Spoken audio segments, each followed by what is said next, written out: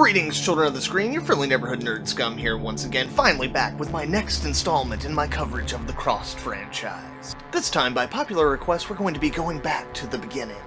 Kinda. No, not the original Crossed Zero issue from Ennis and Burroughs, but instead coming out of Badlands, number 50. By Garth Ennis and Christian Senior, we have the first installment in The Thin Red Line, Garth Ennis' prequel story that endeavors to show us how all this insanity started. So, I think y'all been waiting long enough, so without any further ado, let us once again enter the world of chaos, the world of cruelty, the world of the Crossed.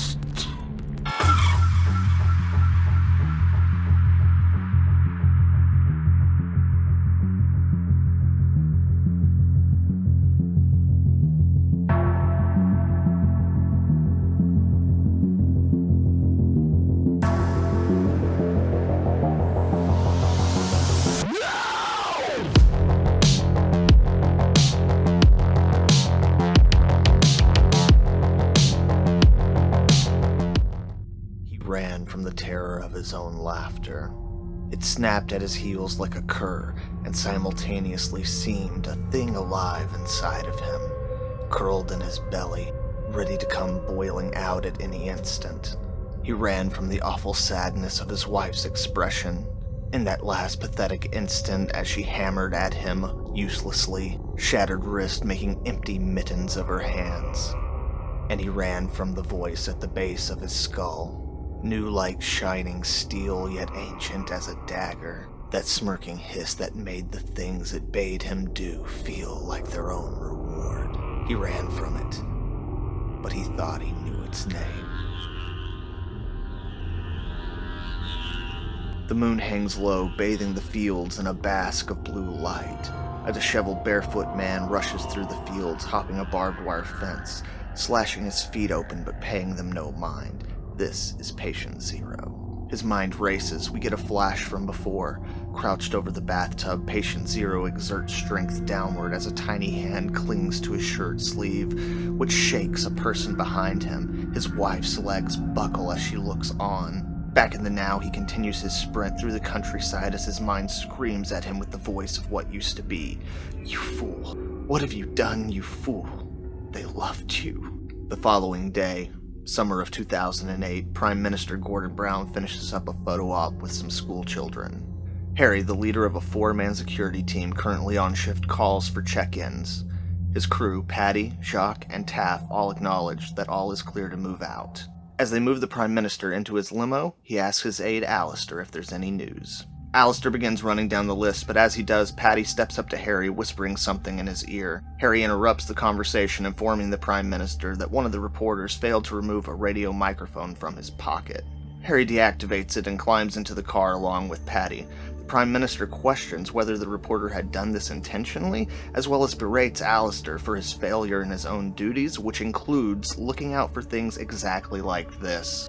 Meanwhile, in a Royal Air Force pub, we meet Jackie and Thomas, 2 members of the 617 Squadron. Looking over a painting of Operation Chastity, they wonder if, called to action, would they be capable of such a feat, or disgrace their legacy. They've got a nice Maverick Goose vibe going on as Jackie teases Thomas, telling him that if he ever wants to be anything other than backup crew, he's going to have to find another co-pilot. One without tits. To which Thomas just replies, "I don't care. I'm not changing drivers." Jackie orders another round of drinks from the bartender who's on the phone. He motions for them to wait, indicating the call is about them.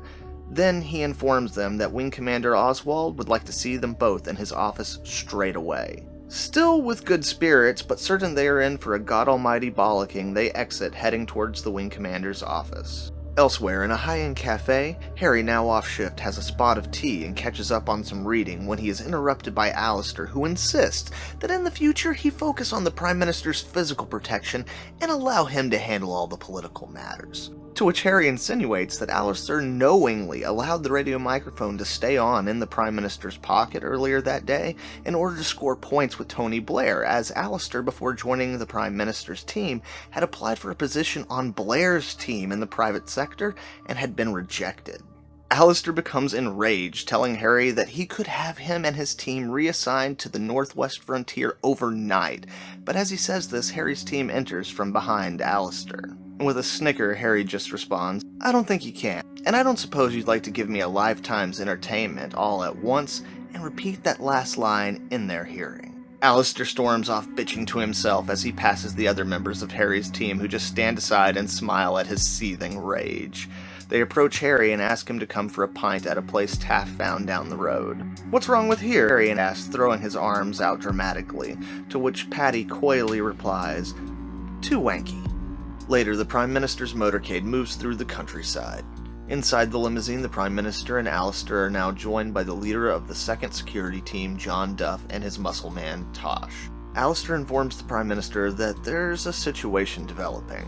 A man was found walking around incoherently. When approached, he attacked the police officers who were able to subdue him.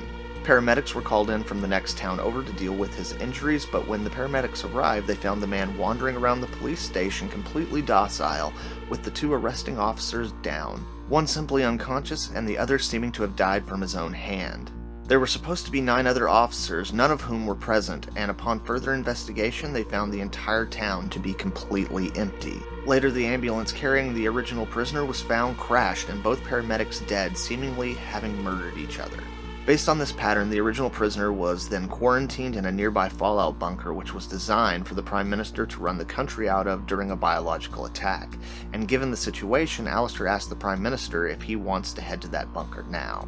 Duff interjects, questioning the safety of this, but Alistair insists that it has been confirmed that the prisoner is secure and there is no risk to the Prime Minister, following this up by stating that with an entire town missing and clear signs of infection, if this is some kind of outbreak, then this facility that is specifically designed for these events would be the safest place for the Prime Minister.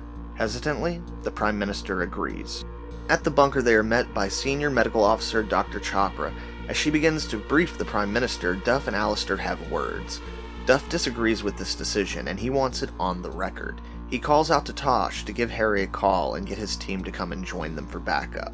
But the silence of both conversations are cut by the scream of Patient Zero. "Right, you fuck!" They all turn to see Patient Zero sprinting at a glass door that separates them. Without hesitation or slowing, he slams into the glass, shattering it, and continues straight at the Prime Minister. Duff and his men draw their weapons and surround the Prime Minister and Dr. Chopra. She screams out for the men not to shoot Patient Zero, so cracking his knuckles, Tosh steps up and with one brutal swing lays Patient Zero out cold. Patient Zero's blood splatters across Tosh's face. He wipes it away, looking down at Patient Zero's unconscious body and mumbles, "Fucking charming." Back with Harry and the boys, they've taken up in that nice little pub where they are completely and utterly transfixed on a barmaid with excessively large breast. Harry checks his phone, commenting that it's strange Duff hasn't checked in by now, but this statement is ignored by Patty, who rounds up the table's empties and heads to the bar. As the barmaid refills their glasses, Patty stares down at her huge breasts. With an uneasy look on her face, the barmaid makes small talk. "Here for work, are you?" Patty replies without ever averting his gaze. "Aye, sorta. No wild rush to get back to it, though. There's always time for one last pint." And that is where this issue leaves us off. Ennis takes full advantage of the fact that he knows most of the readers are here for the prequel story. They know what his version of Crossed is and the horrors he's capable of unleashing upon the reader. This gives him the ability to take his time establishing characters and setting up all the little factors that will play into the following issues in this story arc. Keep in mind that what I've given you here is just a summary that's not meant to replace the reading of the book for yourself. There's a lot of fun Garth Ennis dialogue and dark humor that he's known for, and a lot of other interesting details for you to discover for yourself. As it is a book of all setups, it's not the most dynamic work, but there are some nice prose mixed in for flavor, and if done properly, the foundation laid here will pay off exponentially in the following issues. But also, because of that, it makes it really hard to judge this one issue in of itself. Zanier's artwork in this first issue is extremely solid. Again, it's not the most intense issue. It's mostly just a bunch of white dudes in suits sitting around talking, so it's not necessarily going to be the best showcase of his best work. But here, all the characters are distinct enough in their designs that they can easily be distinguished from one another. Use of body language and posing gives all the dialogue scenes a sense of flow and rising tension when necessary. Locations and backgrounds, for the most part, feel detailed and lived in, and when there are genuine scenes of violence or horror, the change in dynamic panel layout really helps emphasize that within the scope of the relative normality and stillness of the rest of the issue. Really, my only negative critique of the artwork in this first issue is that some of the characters are clearly modeled after real-life actors, specifically Bob Hoskins and Angelina Jolie, and there are some scenes in which this can be extremely distracting.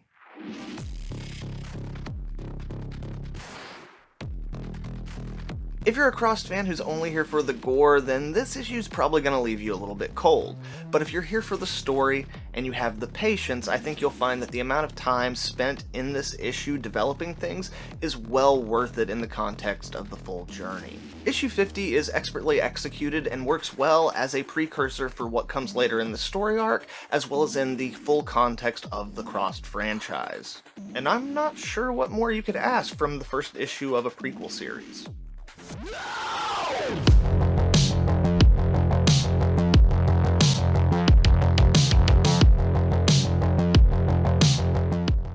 So there you have it, children of the screens, Crossed Badlands number 50, The Thin Red Line Part 1. And all in all, it's a pretty good start to this prequel series. Again, it's really difficult to judge this one issue without the context of the rest of it, because so much of it is set up. So I think when we get to the end of the story arc, we're going to need to swing back around and re-examine how well this actually works as a first issue in the series. But again, this being the 50th issue of Badlands, which again, that means there are tons of cross stories before this already. There's already an invested audience. There's already people who want to hear this specific story, so they're able to take their time. And that is a luxury that very few books have, or very few books that really get that audience who's that engaged that they don't have to rely on the kind of over-the-top shocking nature of content that the book is really known for, and instead they can spend time getting you to invest in a story. As I said, we'll discuss how well that works out later on, but the first issue, pretty solid. What did you guys think? Let me know down in the comments below. And again, thank you guys for watching this video. I really hoped you enjoyed it, and I'm glad to finally be back cranking out some Crossed videos now that I'm in my new setup, in my new location. Hopefully I'll be able to get to these a little bit faster, do a little bit more of them, and have a little more content for you guys. So, thank you very much, children of the screen. Hope y'all have a good one. Nerd Scum. Out.